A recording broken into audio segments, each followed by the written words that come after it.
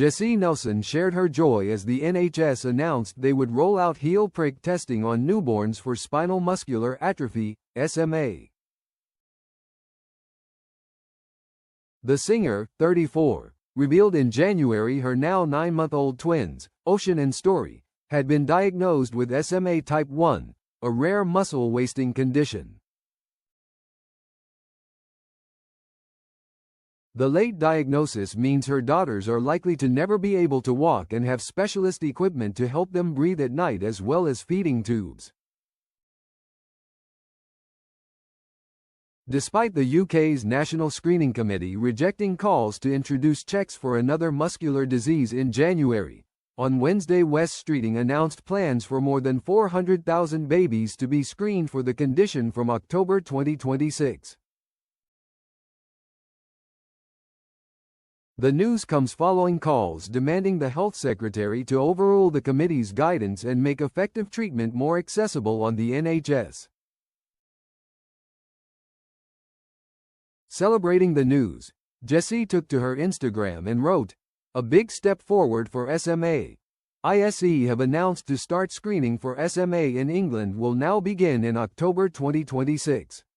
I am so proud as this is a major milestone for the SMA community." The singer has campaigned tirelessly for the NHS to expand its screening to check for spinal muscular atrophy following her own experience with her daughters. The pilot will see an estimated 400,000 babies tested in England.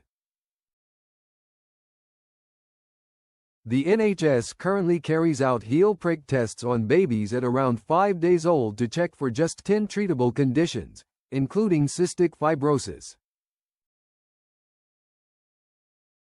In a letter addressed to the singer and Giles Lomax, chief executive of SMA UK, Streeting said, "At our meeting I committed to seeing whether the in-service evaluation of SMA screening could be implemented faster and cover a wider geographical areas. I am pleased to confirm that screening will now start in October this year rather than January 2025 as previously planned." Despite her 9-month-old daughter's devastating prognosis, they may not live beyond the age of 2. Jesy last month explained that despite the tragic news, she has decided to keep filming her Prime Video series as she fights to make a change.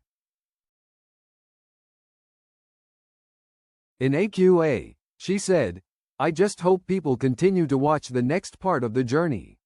When the girls got their diagnosis, we decided that we wanted to continue filming. As hard as it was, we were like, you know what? There's a reason you guys are here, and we've got to make the best out of this situation." Jesy previously told the Daily Mail the medical procedures her babies must endure each day leave her feeling like she's hurting them as they cry and scream.